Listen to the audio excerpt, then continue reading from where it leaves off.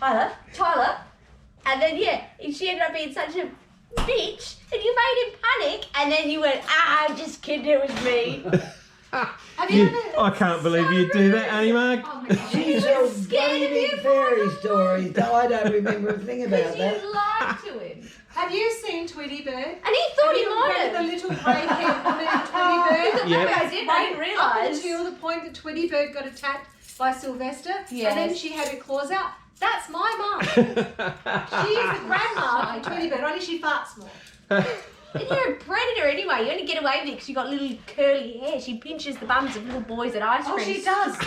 We were in the emergency department. I had to take her. Man. We had to go. We went to see her oncologist, and they said, yeah, you probably should take her to the emergency department. So we snuck her up the back way because it was literally over the where the ambulances dropped everyone off at the emergency.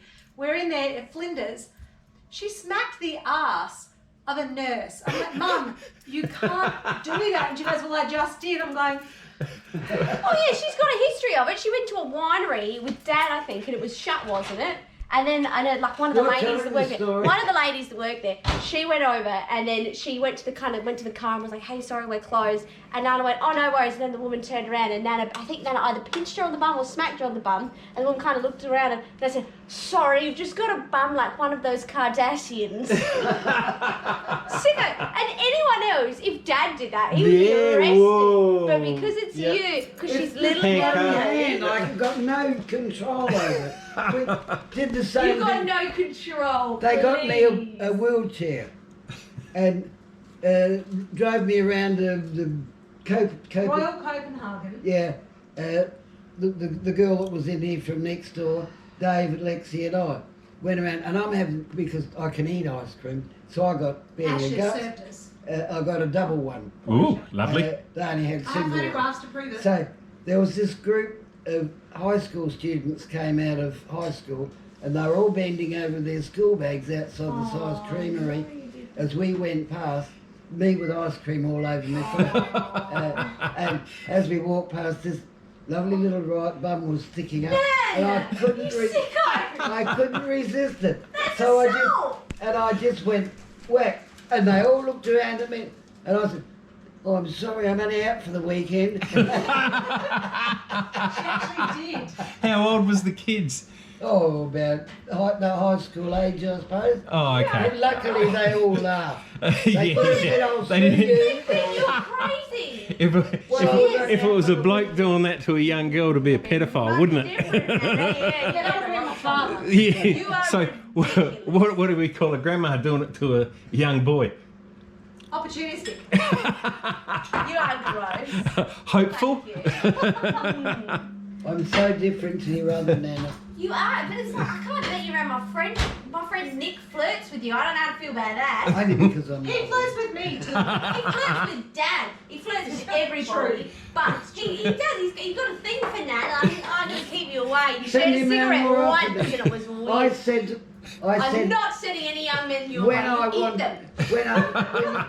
when your mother said I was getting a carer, I said I wanted a big black man with a big black See you donut. later. What did I get? Bye. Bye, Pete. What did I get? A short, plump, white woman. Ah, what a letdown. It was. Did you send her back? No, she's doing a pretty good job. Oh, well. But I told her to keep a lookout. Now, inside this old lady, there's a young one trying to get out. She can't. She's locked in. Wasted all her time. To think of all that I missed out on when I was young. Yeah. And now it's too old. And all the blokes that I could meet now, of my age, wouldn't be able to get it up anyway. So what a big... Well, it would have healed up by now, wouldn't it? Yeah, got cobwebs. Got the fever, got grossed out and left. They're one of those. And what did you do? Everybody's sitting there all glum because they're all there to see the doctors and that. They're all sick and sorry for themselves. And I looked at them all and I said, you all look a bit glum. Who's going to start the singing? So we started singing and then they came out to get me. And then afterwards, the receptionist, wasn't it? Yes. Said that can't remember, what did she say? Well, basically, it made her day, and they actually, one of the doctors basically invited her into the office to talk to her and follow Have on. a drink. Yeah, it was just And like, she didn't have any drink there. no.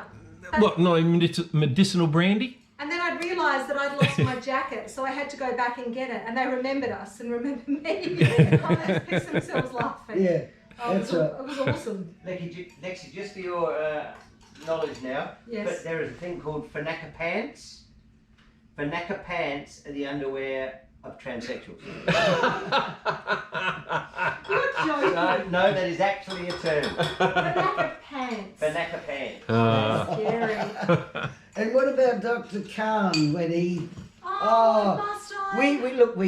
I go into the doctors for a cancer here and something or other else there, you know, all serious and sour and what have you. God. And we come out laughing like we went around to my doctor. What did we go there for that time? Was that to get the results? Because you'd had the x-ray on your knee. Yeah, that's right.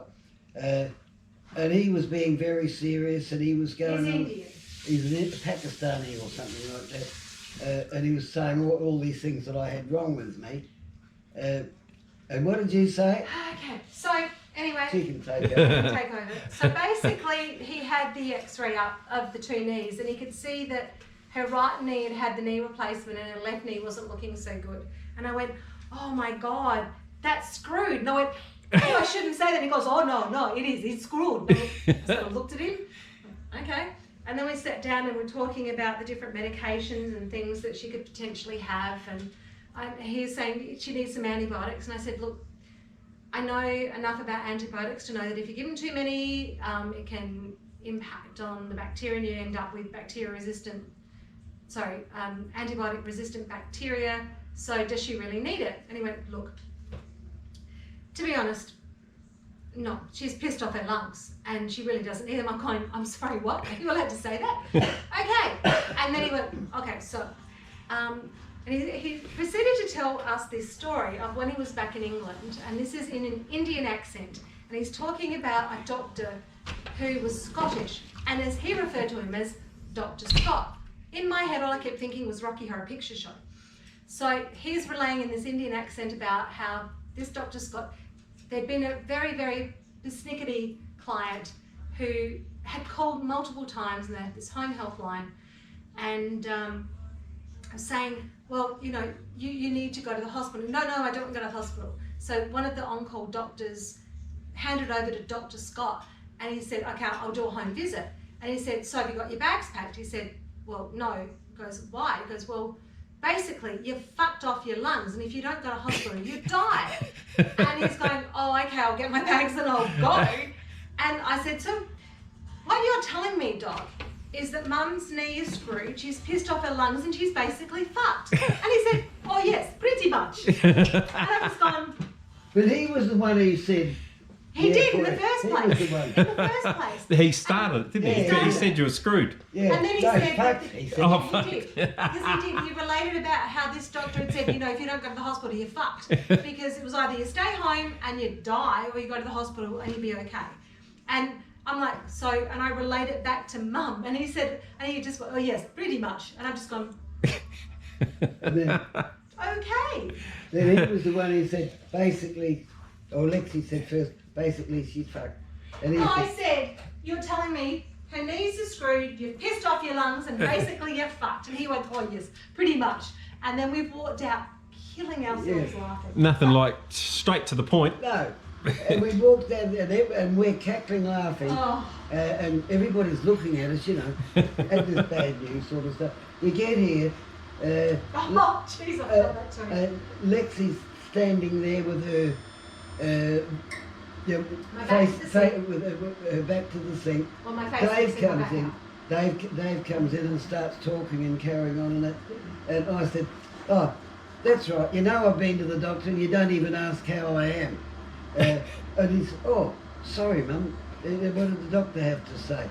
And of course, Lexi's, I started going crook with him because he hadn't asked how I was. Lexi's shoulders are shaking because she's laughing. I said, doesn't matter to you that I'm killing yourself laughing. You never even ask how I am. And Then Lexi turned around and tears pouring down her face. And he thought she was being all unhappy and everything. Yeah. And I told him the truth. He said, "You bitch."